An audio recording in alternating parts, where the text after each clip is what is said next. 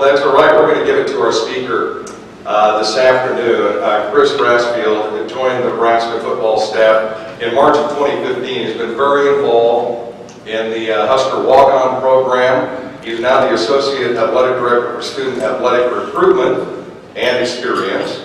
Joined Nebraska's staff following 4 seasons of working with Nebraska coach Mike Riley at Oregon State. You may have heard of him and Oregon State. He served as the Beavers running back coach from 2011 to 14, was regarded as an elite recruiter for Oregon State and recognized in 2012 as one of the top 50 recruiters in the United States of America. And he's got experience in the NFL with several organizations as well. Please make Chris feel welcome.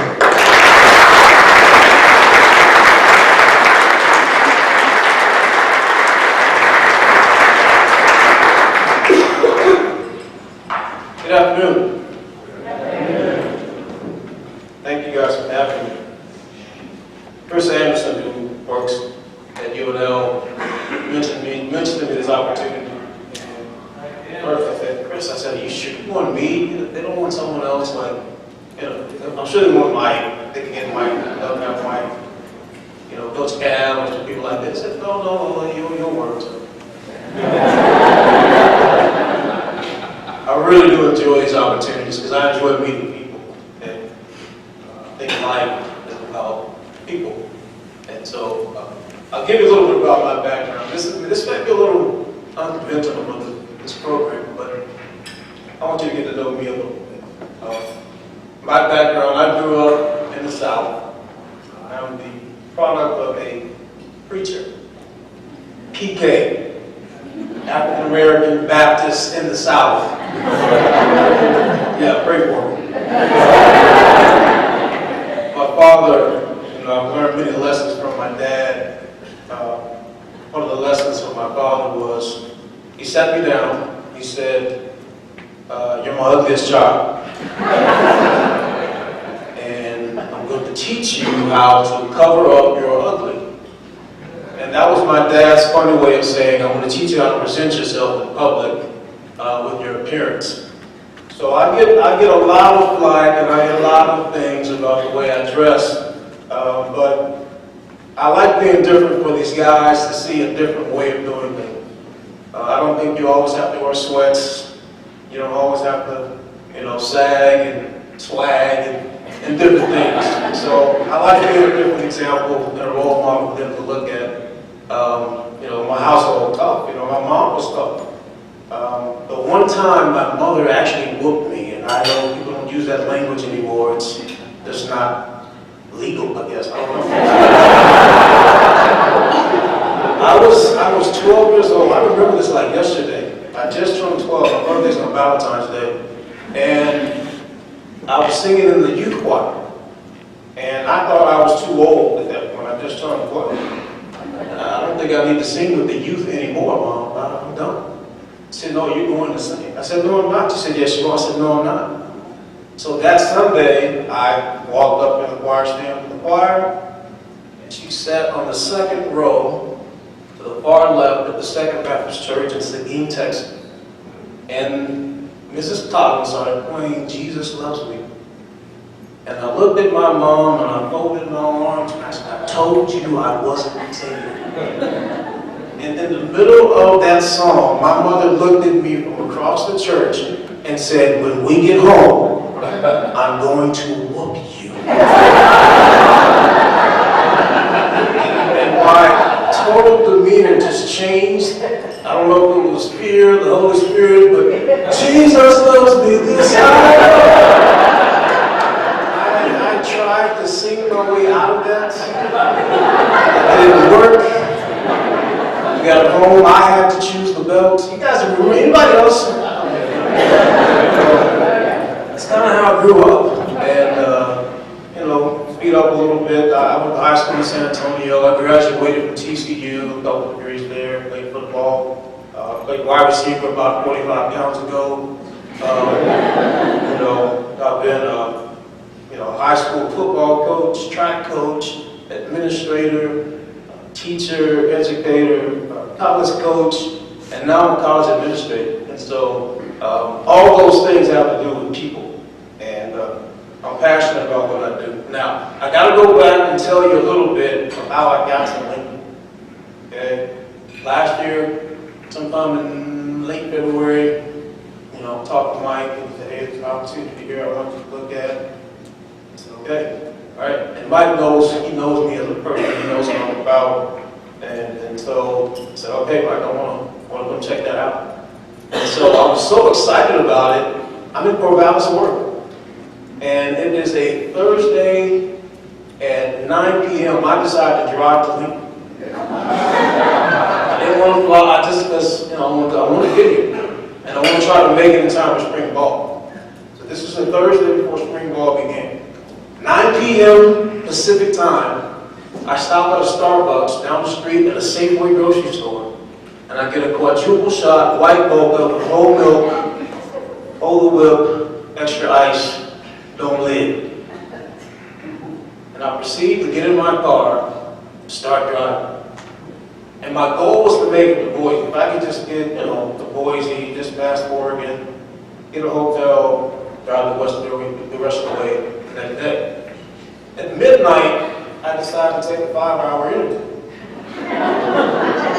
And that on top of a quadruple shot white mocha was like gas on fire.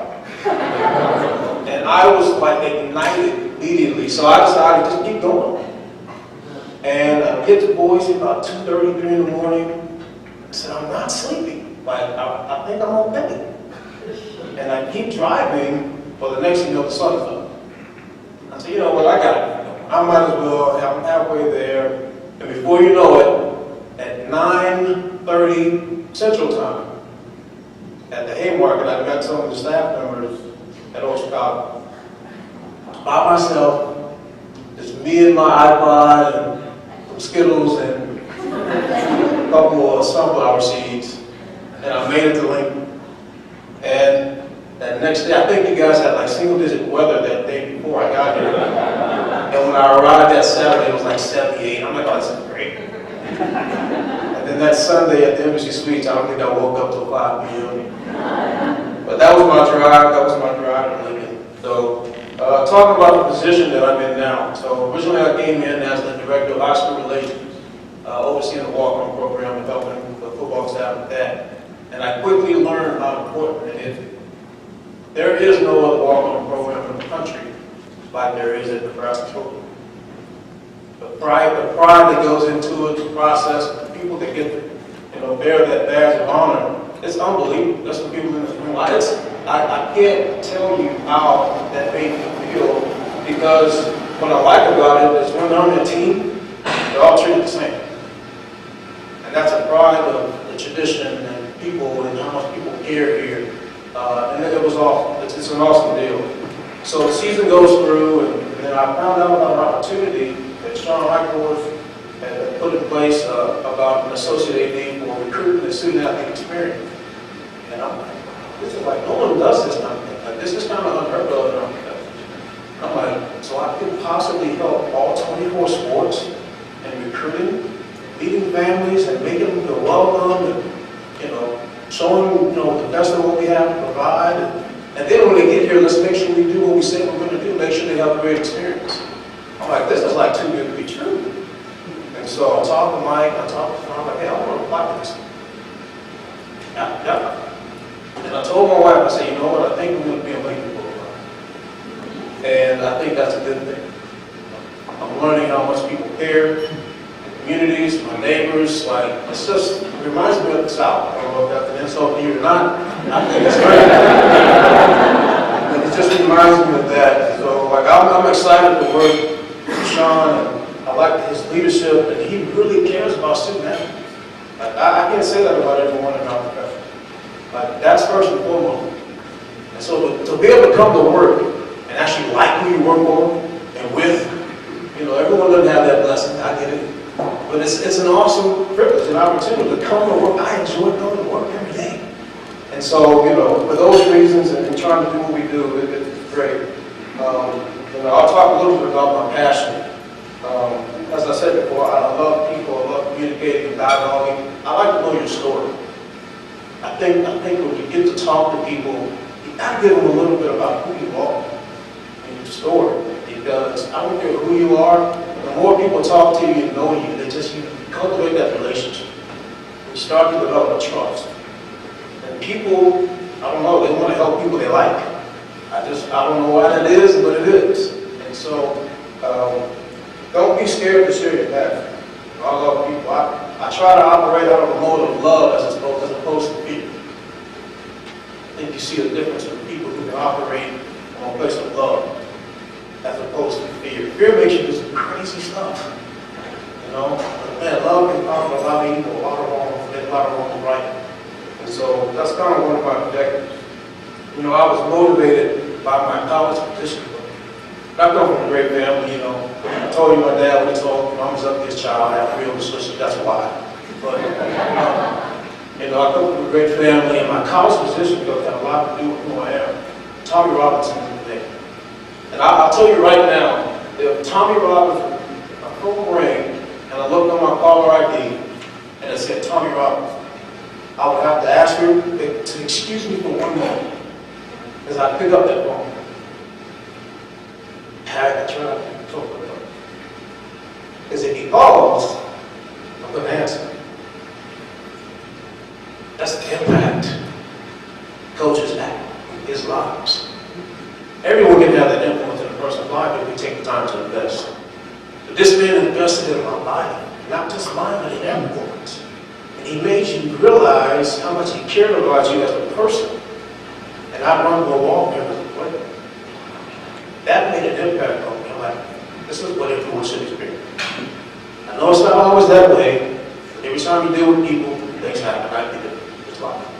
But the best we can, we owe these kids to serve them and create that environment, to create that opportunity for them to enjoy this experience.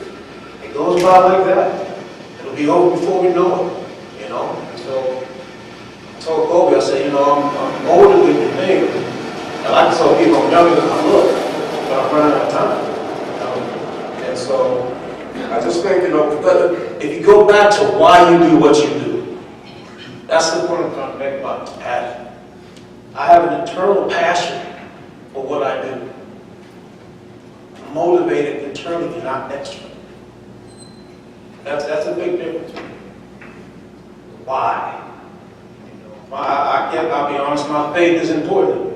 I appreciate the drug problem my parents had because they drug me to church every Sunday. And I can't escape it now. It's part of who I am.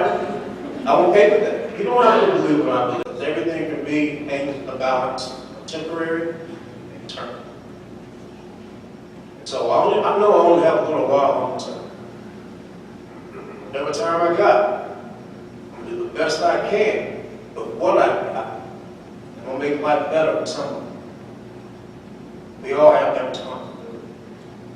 You may be motivated by different reasons, that's fine.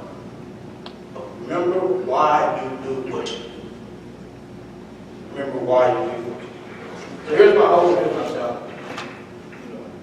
Please continue to find ways to create businesses and opportunities in our community. Everyone benefits. Everyone benefits. It gives us opportunities to brag in the city, in the state, in the fiscal, you leaders in the community, and our university. Just keep that going. So when our student athletes get here, when they leave, they realize how special the place is close. The people that they got to meet, and hopefully lifelong relationships together. So my hope and my challenge is please keep doing what you do. I mean, this atmosphere that you create here in Lincoln, I'm new, I'm still figuring it. But please keep that. Just a little bit about football. I got a chance to sit down with Coach Rodgers as a coach. So spring's over now, we start transitioning to new things. I said, give me one statement, give me one thing that you kind of thought about spring. He said, Chris, he said, the thing I'm most excited about is the total development of players. He said, we got some individual guys in certain groups and certain players that got better on the field and off the field. That means more to me than anything. He So that was huge. And there's so much growth happening per player, per person in those areas. It's a good thing. You know, right now they're getting ready. Coach Raleigh does a yearly deal with the reviews after spring ball. It'll take like 2 or 3 weeks to meet every individual. And that's regarding everything about health and all in football, all. And it's just a total process of good feedback. So guys know what they're saying. It's a good thing. Kids will be finishing up spring semester, focus on academics, even changes in the summer. And the other thing I'm excited about is our football recruitment.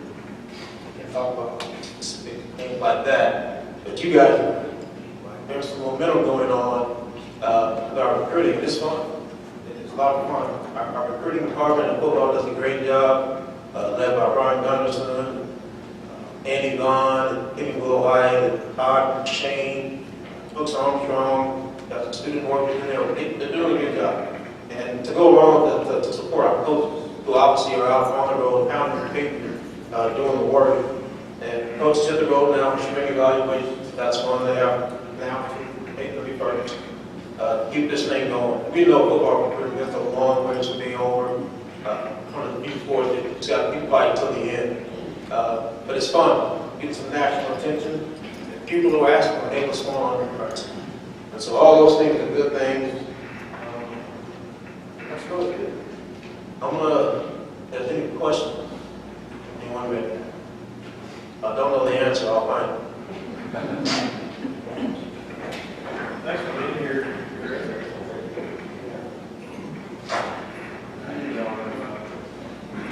Yeah, thanks again for being here. We're blessed to have you here in Lincoln.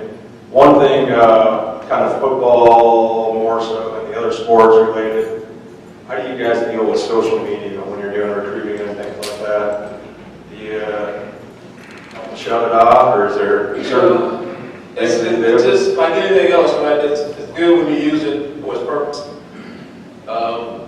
And sometimes it can get out of control. But we try to use it to our advantage and stay connected. Because, unfortunately, kids love to be on their phones. I think that's good and bad. I got a 9th grader. I let them use his phone sometimes. You guys think, I just gave him a phone as a freshman in high school. I'm like, hey, you'll be okay. We know where you are. We'll pick you up when we need to. I think the social media is great. It's a great advantage. It helps us out a lot. It helps us kind of keep communication going with kids. It's just, and then the other part of that is they show who they are a little bit, right? And that's what we try to guide our players on. Hey, be careful now. Once you hit send, you can't take it back. We try to educate these guys on, hey, let's use it properly, use it for good. Be careful, because things can happen. Chris, how did you become associated with Mike Riley? I was coaching running backs at Samford University in Birmingham, and my wife is originally from Portland. I'm a wife. I'm a wife and 3 children: Tyson, Taylor, and Truman. We have 3 T's. Sometimes terrible, sometimes terrific. So we were hoping, like college athletic, you don't always get a choice where you live. I've moved around quite a bit now. That's why I'm like, hey, I want to stay in Lincoln for a while. But we decided to try to relocate to Oregon, where my wife is from. The whole family's out there. And I had a connection at the University of Oregon with someone, John Neal, who was the defensive backs coach at the time, who worked at UAB in Birmingham, who had some guys I worked with at Samford. Long story short, I left a full-time position to become the defensive graduate assistant for Chip Kelly the year we lost to Auburn in the national championship. And 367 days later, Mike Riley hired me. So there are no accidents. Everything in my life I know there's purpose. And even sometimes I'm like, man, why'd that happen? Wait. Just wait. You'll find out why. And so I'm thankful and blessed. It's really, really fun. Is there a lot of time being spent or consumed on figuring out what the black shirt program will look look like this year, when those will be handed out. It seems to be the talk of the town every fall. You know what? I haven't had that discussion. I'm sure that will be addressed when fall camp comes up, and Mike will get to that. But in my new role, I've had the opportunity. I've met with 22 of our 24 head coaches in the last 2 months, and just trying to get to know them and get to know processes and how they recruit and how I can just help and offer suggestions and solutions and things that may help them kind of move in the direction they want, their own philosophy with how they want to run the program. And so, yeah, I'm sure that would be interesting on. So you're the associate director. How many recruiters are under you?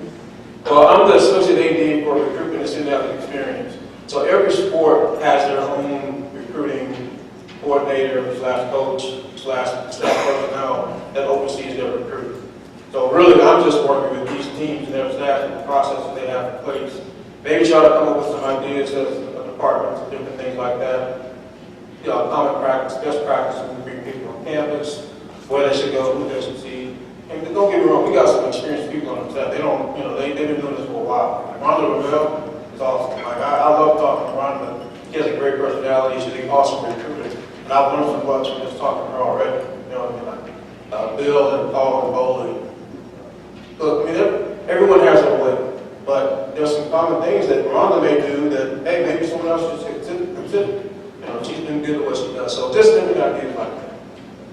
Before, I do have some questions for you guys. I'm going to flip the script on. I got some questions for you. So you must work with coaches on the staff. You don't see players, families, anything like that? Say that one more time. You don't work, you just work with the coaching staffs. You don't actually see the players and the players' families that are being recruited, is that correct? I do when they're around, and if I'm aware of them being on campus and things like that, I try to make that appearance and make sure I put the name to the face so I know who they are and make them. It's just extra. When kids come on campus and they come from far places, just want to feel welcome. It's like when you bring someone to your house, how do you want them to leave? You know, and so people don't always remember what you say, they just remember how you made them feel. And so, like, just simple things. It doesn't take rocket science to figure that out. Just make people feel welcome. So, quick question, with student experience being an important part of what we're doing, what are the most important things you do to help the students have a positive experience? I think as things come up, because to act like these kids are perfect or don't have issues or didn't come with things and thought, I think you have to continue to work the development of people. And so just as good or bad, whatever that is, if someone's doing something really well, let's talk about it.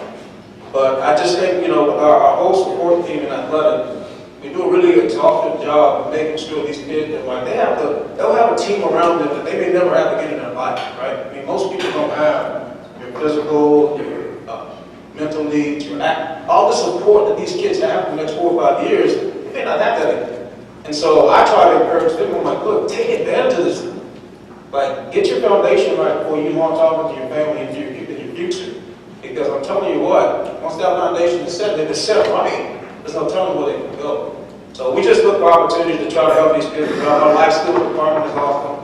I mean, we have one of the biggest life skills departments in the country. They do a good job of giving these kids opportunities to meet people, you know, keep them accountable, make them help them connect, and use their gifts. So I think that's one of the things. Chris, thank you. Let's give him a big round of applause.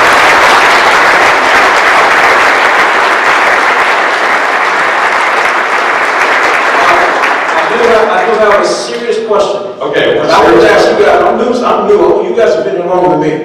Where can I get the best Mexican food in Lincoln? Hawaii?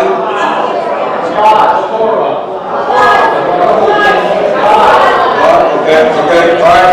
One more. Where can I get the best men's clothing in Lincoln? Gary Mike. Gary Michaels, best prices.